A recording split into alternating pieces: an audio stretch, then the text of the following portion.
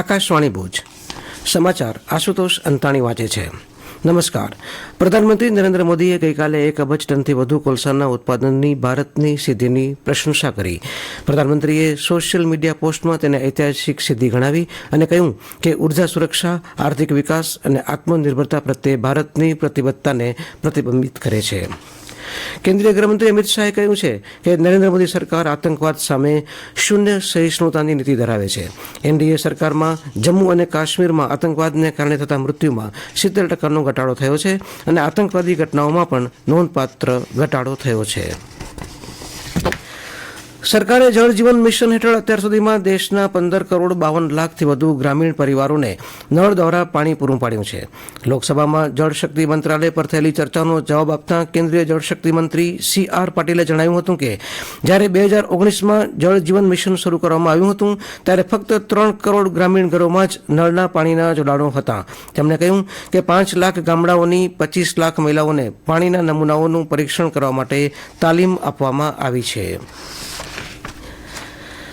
10,000થી વધુ વસ્તી ધરાવતા ગામ સાથે અન્ય ગામોને સાંકળી ક્લસ્ટર બનાવીને માળખાકીય સુવિધા વિકસાવાશે. વિધાનસભામાં પંચાયત રાજ્યમંત્રી બચુભાઈ ખાબડે જણાવ્યું કે નગરપાલિકાની નજીકના વિસ્તારમાં આવતા રાજ્યના કુલ 2,900 ગામોમાં ઘન કચરાનું ડોર ટુ ડોર એકત્રીકરણ કરી નિકાલ કરાશે. અત્યાર સુધીમાં મંજૂર કરવામાં આવેલા 3,189 ગ્રામ પંચાયત ઘર પૈકી 2,939 નવીન ગ્રામ પંચાયતના કામો પૂર્ણ કરાયા છે. તેમણે જણાવ્યું હતું કે અત્યાર સુધીમાં 1,639 ગરીબ કલ્યાણ મેળા દ્વારા વિવિધ યોજનાઓ અન્વયે 1,91,00,000 લાભાર્થીને 41,368 કરોડ રૂપિયાથી વધુની સહાય ચૂકવાઈ છે. અંતે પંચાયત ગ્રામ ગૃહ નિર્માણ અને ગ્રામ વિકાસ વિભાગ હેઠળના પંચાયત પ્રભાગની 5,094 કરોડ 62 લાખ રૂપિયાની અંદાજપત્રીય માગણીઓ વિધાનસભામાં પસાર થઈ હતી. વિધાનસભાના ગૃહમાં વિજ્ઞાન અને ટેકનોલોજી વિભાગની 2,534 કરોડ 83 લાખ રૂપિયાની અંદાજપત્રીય માગણીઓ પસાર થઈ હતી. મુખ્યમંત્રી વતી રાજ્યમંત્રી પ્રફુલ્લ પાનસેરિયાએ આ માગણીઓ રજૂ કરતા જણાવ્યું કે સાયન્સ, ટેકનોલોજી, એન્જિનિયરિંગ અને મેથ્સ STEM આધારિત સમાજ વિકસિત ભારત એટ 2047ના સંકલ્પને સાકાર કરવામાં મહત્વપૂર્ણ સાબિત થશે. તેમણે જણાવ્યું કે આઈટી નીતિ 2022-23થી રાજ્યમાં 1 લાખ નવી રોજગારીનું સર્જન થશે અને રાજ્યની આઈટી નિકાસ 8 ગણી વધારીને 25,000 કરોડ રૂપિયા સુધી કરવાનો લક્ષ્યાંક છે. તેમણે જણાવ્યું હતું કે નાણાકીય વર્ષ 2025-26ના અંદાજપત્રમાં નવી બાબત તરીકે ગુજરાત આદિવાસી વસ્તી માટે સંદર્ભ જીનોમ ડેટાબેઝનું નિર્માણના પ્રોજેક્ટ માટે 4 કરોડ રૂપિયાની જોગવાઈ કરાઈ છે. આગામી ઉનાળુ વેકેશન માટે ગુજરાત એસટી નિગમ દ્વારા મન ફાવે ત્યાં ફરો નામની યોજના અમલમાં મૂકવામાં આવી છે. જે અંતર્ગત રાજ્યના લોકો માત્ર ₹450થી લઈ ₹1,450 સુધીમાં 4 દિવસથી લઈ 7 દિવસ સુધી સમગ્ર ગુજરાતના કોઈપણ ખૂણે મુસાફરી કરી શકે છે.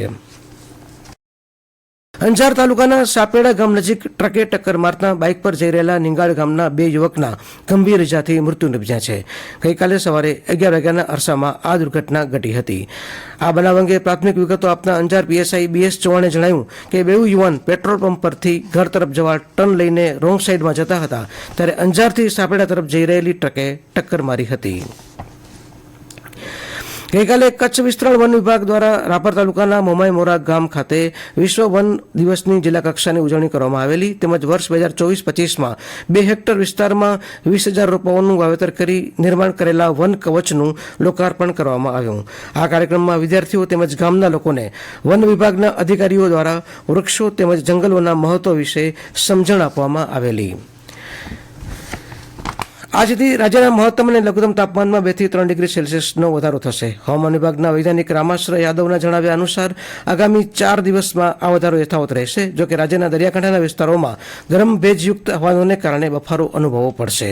દરમિયાન જિલ્લા મથક ભુજ 38.1 ડિગ્રી સેલ્સિયસ ઊંચા તાપમાન સાથે ગઈકાલે રાજ્યનું સૌથી બીજું ગરમ મથક રહ્યું હતું.